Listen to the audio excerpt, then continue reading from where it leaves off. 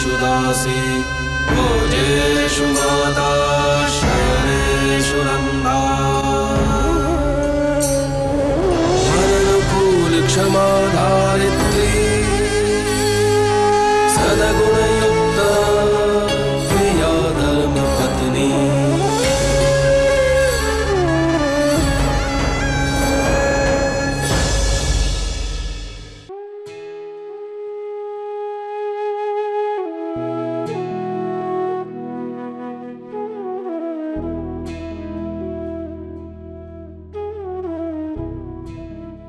संतू, इधर आना। आइसक्रीम खाओगी? क्या हुआ? कुछ नहीं, वो मैं ऐसे। अरे बताओ ना। मैं पकड़ी गई। मुझे पहले ही से पता था, सूरज के पेट में कोई बात रहती नहीं है। उसे पता ही नहीं कब क्या बोलना चाहिए। उसने पापा को बता दिया होगा ना कि तुमने उसे ऐसा करने को कहा। अब क्या करेंगे? कुछ नहीं होगा। वैसे पापा अब भी गुस्से में हैं? थोड़ी से। कोई बात नहीं, बाद में संभालेंगे। अभी आइसक्रीम खा।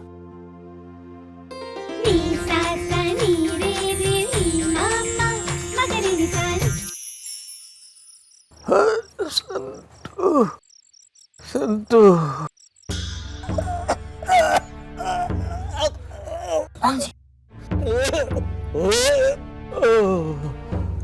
हेमी बहना, नाना जी को उल्टी हो गई।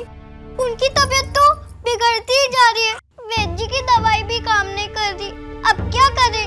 संतू। कुछ नहीं होगा नाना जी, संतू को कुछ नहीं होगा। हीरा टूट गया, न जाने क्या बीत रही होगी बेचारी पर। कहीं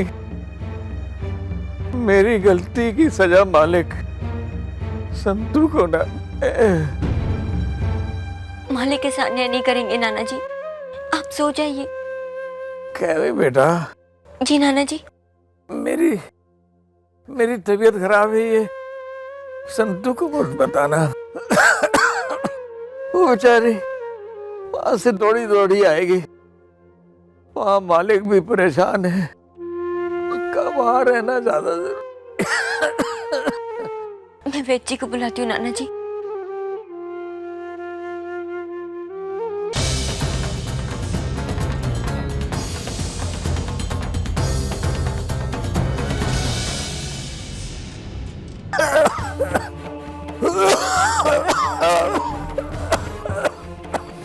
जल्दी से पानी ले।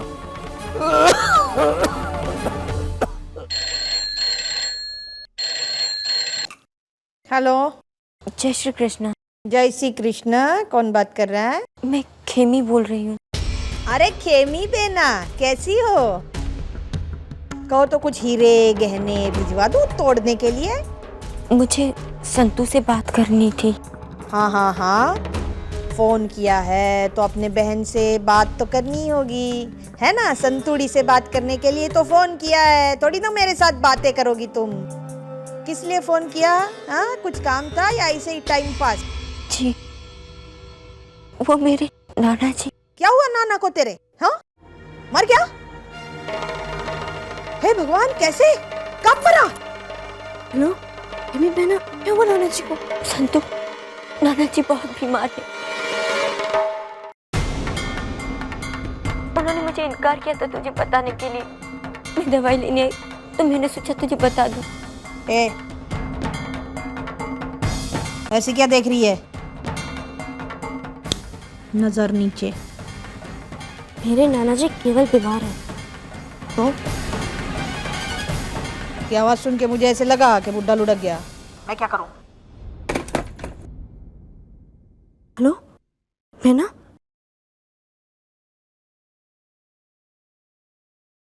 काट दिया फोन।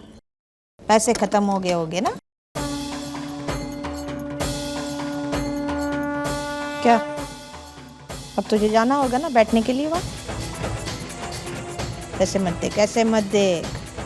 मेरे कहने का मतलब है तेरा बूढ़ा बीमार है ना, तो उसके बाजू में बैठ के सेवा करनी पड़ेगी ना तुझे, तो जाना होगा बैठने के लिए। तेरा बूढ़ा नाना भी कमाल का है, खुद हीरा तोड़कर पूरे गांव को मुसीबत में डाल दिया और अब बीमार होके खटिया पकड़ लिए। बड़े लोग सच कहते हैं, कैसी करनी वैसी भरनी। इसी जन्म में अपने किए का फल भुगतना पड़ता है, इसी जन्म में। ये बात आपने कह तो दी बेनबा, पर खुद कभी समझ नहीं पाई।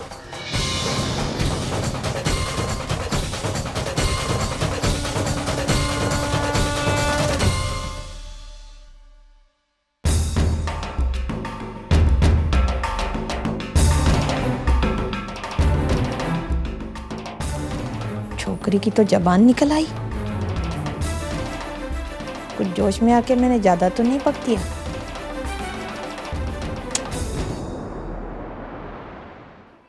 बहुत चिंता हो रही है, पता नहीं मेरी संतु पर क्या बीत होगी।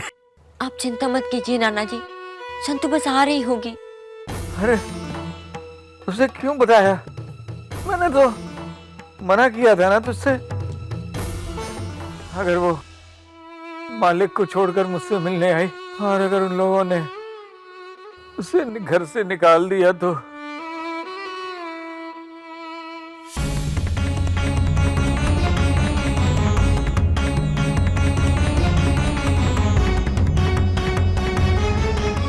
संतु इधर आ। संतु अंदर मत जाना, नाना जी पहले से ही बहुत परेशान है। कहीं तू आ गई तो मालिक वहां गुस्सा हो जाएंगे। अंदर जाएगी तो नाना जी और भी परेशान हो जाएंगे। संतु नाना जी की तबीयत बिगड़ती जा रही है।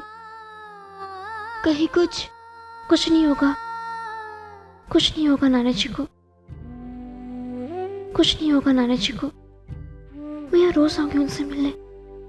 बेना तुम वहां की चिंता मत करो।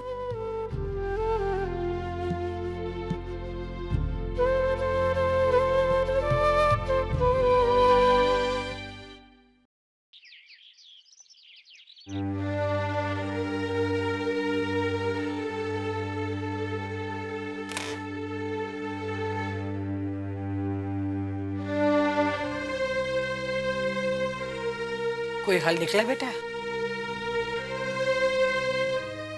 नहीं बा, 2 दिन हो गए ने, अभी तक कोई हल नहीं निकला। अने फटाफट कोई हल नहीं निकला ने तो बहुत खराब परिस्थिति हो जाएगी। माधव सोलंकी की तबीयत कैसी है? एवी इच्छा जेवी पहला थी। उसको भी बेचारे को खोटा तो लग रहा है, पर खोटा लगने से कुछ होता नहीं है ना। बेटा कोई दूसरा हीरा दे दे ना तराशने के लिए। अबे तने केवी रीते समझाऊं बा? जो ऑर्डर पूरा करने के लिए ना 100 छोटे हीरे ने एक बड़ा हीरा चाहिए था। वो नंग जो था ना मेरे पास वर्षों से संभाल के रखा था मैंने, एकदम दुर्लभ। वैसा नंग मिलेगा भी नहीं, बाजार में किसी के पास होएगा भी नहीं तो देगा नहीं। शुक्र है यार। चिंता मत कर बेटा, कोई न कोई रास्ता जरूर निकलेगा। रास्ता मिल जाएगा, पर कैसे? करूँ छू कहीं करूँ छू, चिंता ना कर।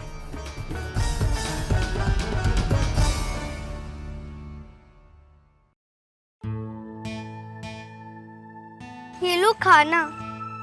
2 दिनों से तुमने कुछ नहीं खाया है। इच्छा काकी कहती है कि अगर कोई कुछ ना खाए उसको कोई हल नहीं सूझता। अब ये चुपचाप खा लो।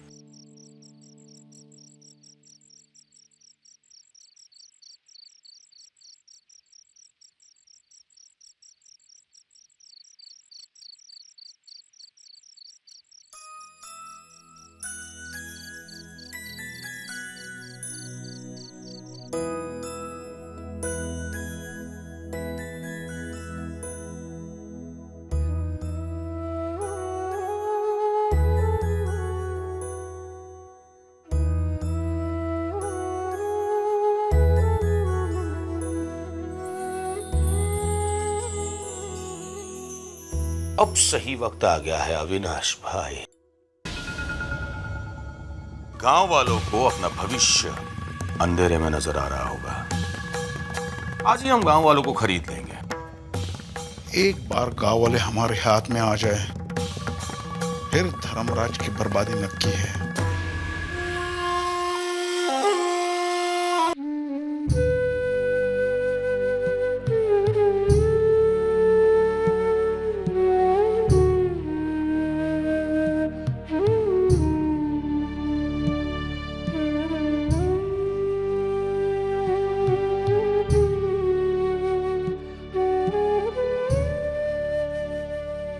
माँ, मुझे बहुत भूख लगी है, कुछ खाने को दो ना।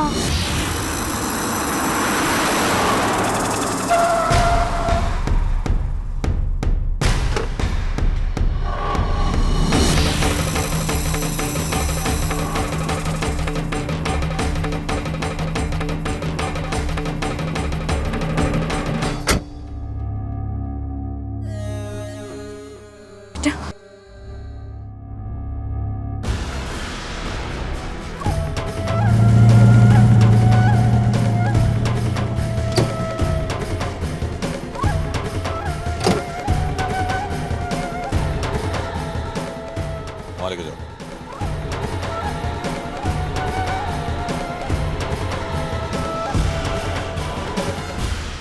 मैं यहां इसलिए आया हूं क्योंकि मैं आप लोगों के दुख को अच्छी तरह समझ सकता हूं। ये धर्मपुर वो गांव है जो दुनिया भर को हीरे देता है, लेकिन आज दुख की बात यह है कि धर्मपुर के बच्चों के पेट में अन्न का एक दाना भी नहीं है। एक दिन अगर हमें खाना नहीं मिला हम चला सकते हैं, लेकिन ये छोटे छोटे बच्चे कैसे जी पाएंगे? सच्चाई का सामना करो भाइयों, और सच्चाई ये है कि सैंपल का हीरा टूट जाने के बाद अब साड़ू भाई के पास काम नहीं होगा। लेकिन फिर भी वो आप लोगों को कहीं बाहर काम करने देना नहीं चाहते। इनकी इसी बात को लेकर कारखाने में ताले लगने की नौबत आ गई है, लेकिन इस बात का उन पर कोई प्रभाव नहीं है। सच बताऊं तो साड़ू भाई से मुझे ये आशा नहीं थी कि जिन कारीगरों की मेहनत की वजह से आज वो सोने की थाली में खा रहे हैं, उन कारीगरों को वो भूखा मरने कैसे दे सकते हैं। आप लोग इन्हें अपनी वफादारी दे रहे हो, बदले में वो आपको क्या दे रहे हैं? कुछ नहीं। हाँ, अगर आपको कुछ मिल रहा है तो वो है अपने बच्चों की भूख, उनके आंसू। आप लोग कारीगर होने के अलावा और बहुत कुछ है। माँ बाप है अपने बच्चों के।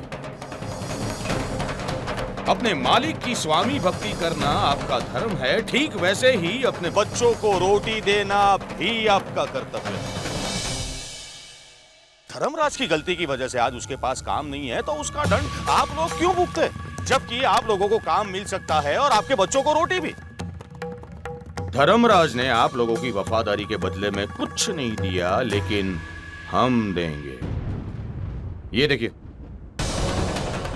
देखिए, देखिए, इस आप में और इस अन्न में उतनी ही दूरी है जितनी दूरी आपकी भूख और आपकी खुशहाली में।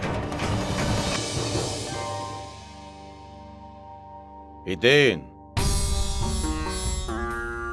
बेटा, तुमने मुझे उस दिन इस गांव में एक सवाल किया था कि इन कारीगरों की वफादारी की क्या कीमत दूंगा। जवाब मैं देता हूं। आप में से जो कारीगर ये अंतर पार करके इस अन्न को उठाएगा, उसकी वफादारी का बदला हम देंगे। और वफादारी की गारंटी, काम की गारंटी, रोटी की गारंटी, गारंटी खुशहाली। उस कारीगर को 3 साल का पगार एडवांस भी मिलेगा और वो सारी सुरक्षाएं मिलेगी जो धर्मराज मायावंशी कभी नहीं दे पाया।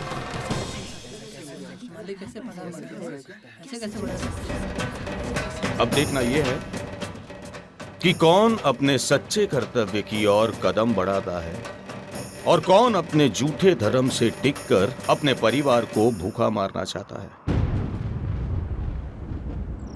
एक तरफ मायावंशी की नाक और दूसरी तरफ अपने बच्चों का पेट। अगर वो नहीं भर पाए तो याद रखना,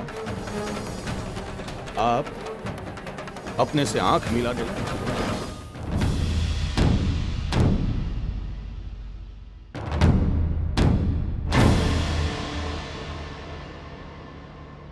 माँ, बहु भूख लागी छे।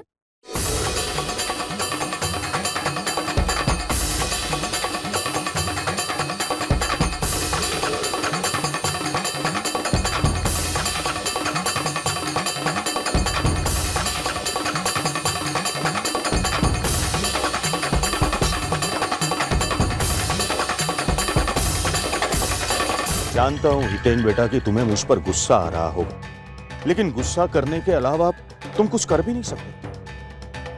हितेन बेटा, एक मां खुद भूखा रह सकती है लेकिन अपने बच्चों को भूखा नहीं देख सकती।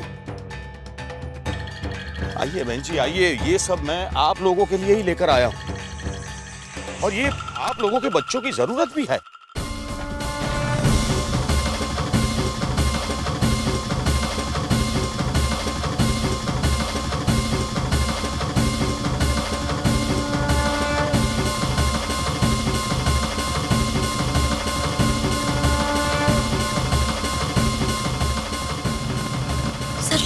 नहीं, अच्छा।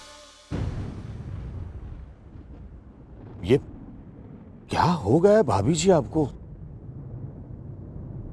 देखिए, माना कि आप धर्मराज जी की धर्मपत्नी है, लेकिन ये गांव वाले तो आपके अपने ही हैं। और फिर को रोटी खिलाना वो तो पुण्य का काम है और आप मुझे पुण्य का काम करने से रोक रही है।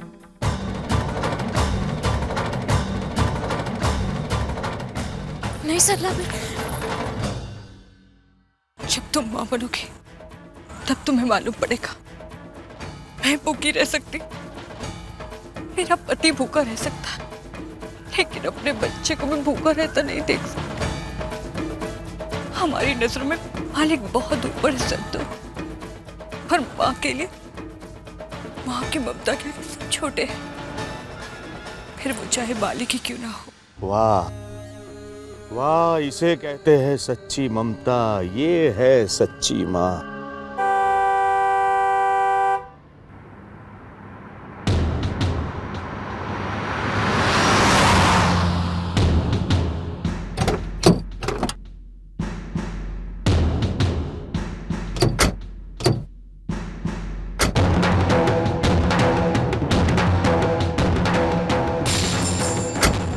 साधु भाई, मालिक की